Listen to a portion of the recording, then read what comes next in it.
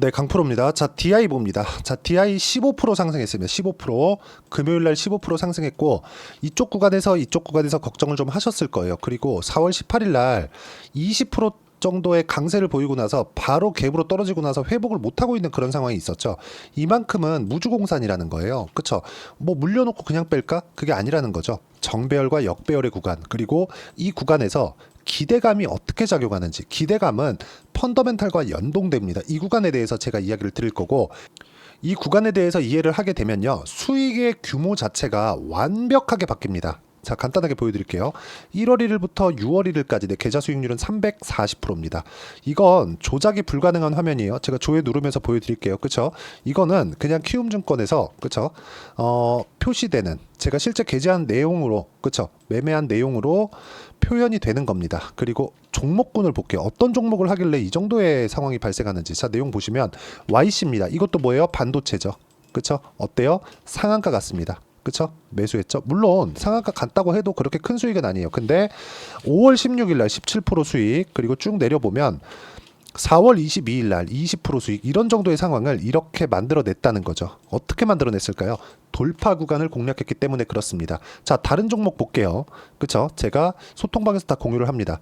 보세요. 지금은 두산에너빌리티를 제가 금요일 날 진행을 했습니다. 쭉 올려보면 5월 31일 금요일이에요. 펌텍코리아 뭐 이런 종목군들 보면 펌텍코리아 어때요? 돌파 구간 매수, 그리고 시장이 안 좋았는데도 불구하고 목요일 날 상승, 금요일 날 상승, 이런 정도의 상황을 만들어내죠. 어디? 돌파 구간에서. 자, 두산 에너빌리티는 이제 시작한 종목이기 때문에, 그쵸? 어떻게 됩니까? 아직까지 매도가 안 잡혀 있어요. 그쵸? 이거는 다음 주에 제가 상황 보면서 두산 에너빌리티 영상으로 이야기를 드리도록 하겠고요.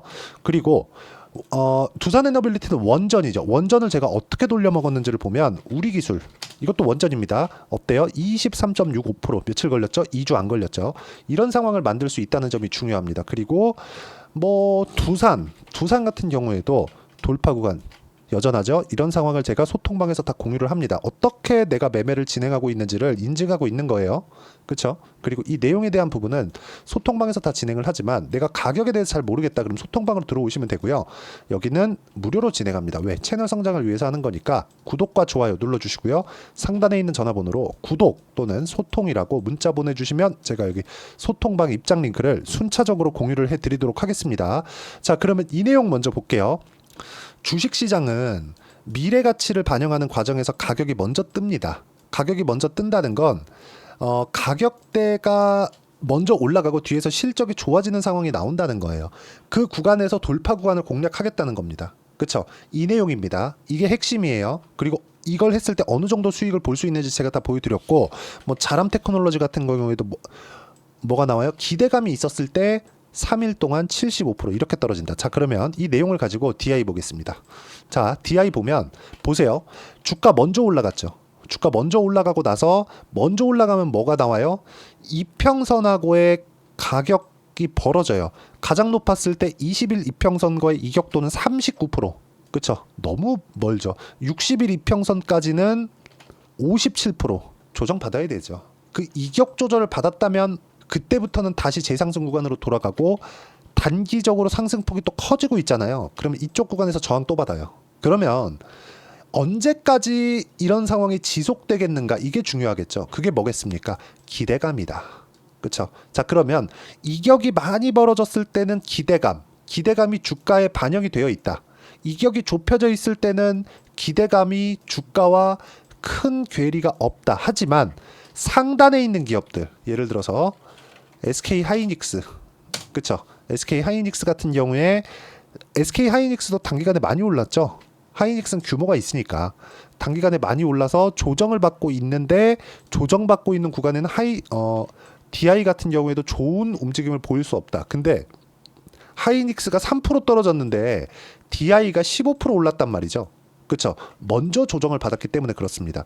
지금 종목군들, HBM 관련된 종목군들이 이렇게 좀 부침이 심해요. 그렇죠. 어떤 종목은 가고 어떤 종목은 못 가고, 한미반도체는 하이닉스보다 더 강하게 움직이고 있고, 이렇게 구분을 지어야 되는 상황이 있단 말이죠. 이게 이격도로 우리가 판단할 수 있다는 겁니다. 이격도로. 자, 이격도가 좁혀지면서 반등이 가능하다? 이러면 뭘 보셔야 되냐? 정배열, 역배열을 보시면 됩니다. 만약에 역배열 구간에 있다. 예를 들어서 최근에 약한 종목군들 한번 이야기를 드려보죠. 예를 들어서 SK 이슈가 뜨겁죠. SK 보겠습니다. SK 뭐예요? 역배열이죠. 그쵸?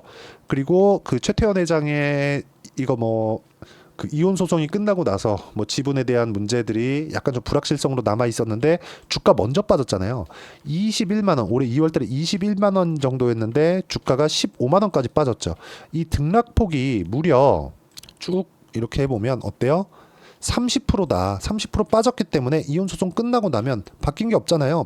이렇게 올라갑니다. 즉 1단락이 됐기 때문에 앞으로는 지배구조 리스크가 없겠네. 대주주가 팔 수 있는 그 정도가 없겠네. 그 정도를 이미 반영한 거예요. 근데 하락했기 때문에 이평선은 잡아 당겨요. 그 이평선에 대한 이격도를 좁히는 과정에서 먼저 올라가는 겁니다. 그러면 여기서는 횡보하는 구간이 필요해요. 언제까지? 정배열 만들 때까지. 정배열을 만드는 첫 번째 조건 22평과 62평을 돌파하는 상황이 나오고 나서 돌파할 때 따라가면 문제가 되는 게 요것 때문에 그래요. 돌파 딱 하면 이쪽에서 매물 쏟아지죠. 매물을 쏟아지는 과정이 20일 동안의 평균 가격을 높여야 되는 그런 상황까지 걸린다. 그러면 DI 같은 경우에 어때요? 정배열 22평이 위에 있잖아요. 22평 위에 있기 때문에 떨어지는 상황에서 62평 만나고 22평 돌파하면 아직 정배열을 유지하고 있기 때문에 이 구간까지는 간다. 근데 여기부터 보세요. 여기가 16,000원 그리고 25,000원 한 10,000원 정도 올라가야 되잖아요.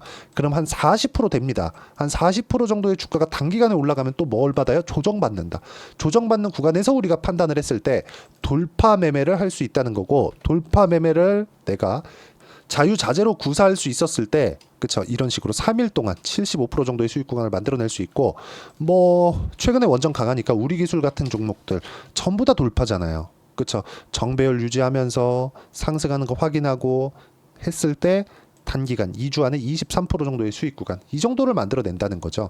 DI도 마찬가지. 기대감이 있었을 때 우리 기술이 지금 원전으로 돈 벌어요? 못 벌어요. 못 봅니다. 근데 기대감으로 인한 거예요. DI 보여드릴까요? DI 같은 경우에 지금 뭘 만들어요? HBM 장비를 납품할 수도 있어요. 납품한 게 아니라, 그러면 실적 아직 안 좋을 거 아닙니까? 그럼 우리 실적 보면 되겠잖아요. 그쵸? DI 볼게요. 자, 내용 보시면 보세요. DI 적자예요. SK 하이닉스 2배 올라가는데 뭐 했어요? 적자예요. 1분기 때 실적 전환했다고요. 그럼 주가는 기대감으로 올라간다는 게 증명이 된 거 아닙니까? 여기서 우리가 가격대, 이격도를 보자는 겁니다. 그리고 그 내용에 대한 부분, 거기를 제가 실시간 내용으로 소통방에서 다 공유를 해드리고 같이 공부해 갈 수 있습니다.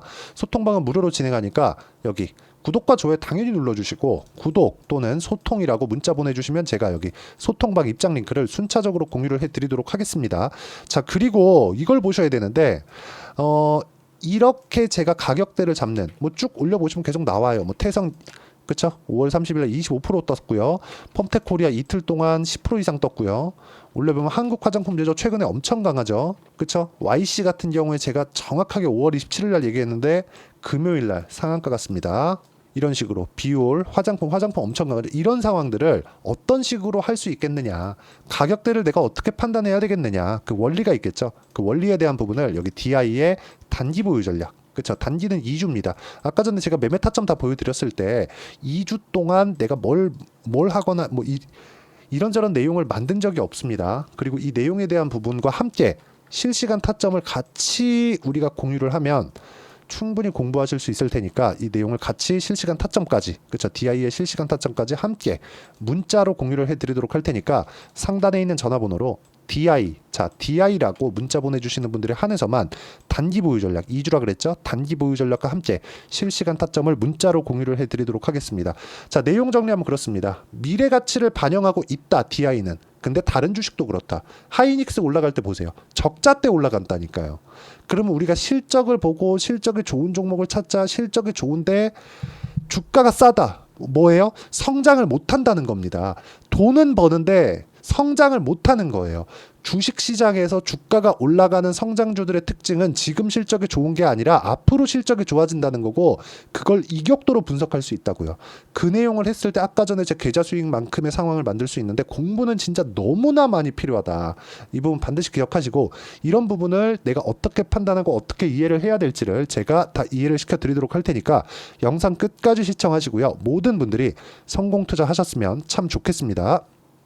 자, 24년도가 돼도 여전히 시장은 녹록지 못합니다. 이런 상황이 벌어지는 건 어쩔 수 없습니다. 이런 상황에서도 수익이 나는 종목들의 구조는 변하지 않습니다. 즉, 대시세 종목에 대한 구조는 변하지 않는다는 거고, 실제 제가 소통방에서 지속적으로 이야기를 드리고 있는 내용도 대시세 종목이나 시장 주도주를 공략하는 건 철저하게 가격 분석을 하라고 이야기를 드리고, 가격 분석 이후에는 이슈에 대한 파악, 그리고 이슈를 파악하고 나서는 다시 내가 얼마에 매수할지 그 타점에 대한 부분을 지속적으로 언급을 하고 있습니다. 자, 근데 생각해 보세요. 시장이 굉장히 어려웠습니다. 어려운 상황에서의 어떤 종목들이 강했냐 보면 반도체와 그리고 바이오입니다. 자, 실제 여기 보면요. HLB에 제가 실제 매매한 내용을 띄워놓고 보여드리고 있는데, 1월 22일부터 매매를 시작해서 4일 동안 31%의 수익 마감이 됐고요. 그리고 여전히 신고가 종목입니다. 자, 그리고 그 다음 어보브 반도체, 이름을 보시다시피 반도체 종목이죠. 그리고 AI 반도체는 지속적으로 강세를 보이고 있습니다. 이 종목도 신고가를 먼저 달성한 이후에 제가 21%의 단기간에 21%의 큰 수익을 내고 마감이 됐습니다. 다시 재공략을 준비하고 있고, 이런 부분은 소통방에서 다 공유를 해드립니다. 자, 그리고 코세스. 자, 코세스 같은 종목도 당연히 그쵸, 신고가 종목이고요. 그리고 반도체 종목입니다. 이 종목도 영업일 기준에서 이틀 동안 대략 한 15%의 수익 마감이 됐습니다. 내용을 한번 보시면 어떻습니까? HLB를 포함해서 뭐 30%, 20%, 뭐 15% 이런 식의 수익이 지속적으로 발생하고 있는데, 이 세 종목 모두 다 신고가 종목이고, 1월 달에 시장이 약세를 보이고 있는 구간에서도 강했었던 그런 종목입니다. 특징점이 하나 있는데, 그 이슈에 앞서서 가격이 먼저 반영했다는 거죠. 그렇게 제가 가격을 먼저 보고 이슈에 대해서 파악하는 이유는 결과적으로는 큰 시세를 먹기 위한 사전 준비 작업입니다. 실제로 큰 시세를 먹기 위해서 사전 준비 작업을 했을 때 여기 레인보우 로보틱스 127%, 그리고 ISC 98%, 그리고 한미반도체 97%의 큰 수익을 내는 상황을 만들 수 있습니다. 어떤 식으로 소통방에서 진행됐는지, 그쵸? 그 상황을 제가 이야기를 드린 건데, 이런 상황도요, 당연히 신고가를 공략했을 때 가능한 겁니다. 자, 그러면 이번에도 마찬가지입니다. 그쵸? 정부 주도의 코리아 디스카운트 해소 방안이 2월 달에 발표를 하고요. 그리고 2월 달에 발표된 내용을 토대로 주가가 움직이는 게 아니라 이미 움직인 내용이 있죠. 실제 이 내용은 크게 중요한 게 아니라는 겁니다. 실제 움직인 내용을 보면, 자, 기아차입니다. 실제로 12월 달에 신고가를 만들어 놓고 정부에서 입김을 불어 넣으니까 순식간에 기아차를 포함해서 현대차 같은 거대 기업들의 주가가 2주도 채 되지 않아서 40% 정도의 큰 시세를 냅니다. 자, 그러면 우리는 어떤 종목을 봐야 될까요? 이슈를 파악해야 되는 것도 맞지만 철저하게 가격에 맞춰서 매매를 해야 되는 게 당연히 중요합니다. 정부가 주도하는 정책 방향이 있겠죠. 그 방향에 맞춰서 우리가 종목을 찾을 필요가 있다.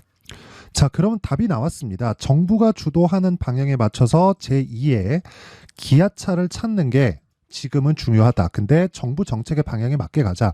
그랬을 때 앞서서 제가 보여드렸었던 내용인 여기 레인보우 로보틱스 127%, 그리고 ISC 98%, 그리고 한미반도체 97%와 같은 수익을 낼 수 있습니다. 물론 시간에 대한 부분은 최소 2주의 시간이 필요하고요. 그리고 최장 3개월 안에 끝내야 됩니다.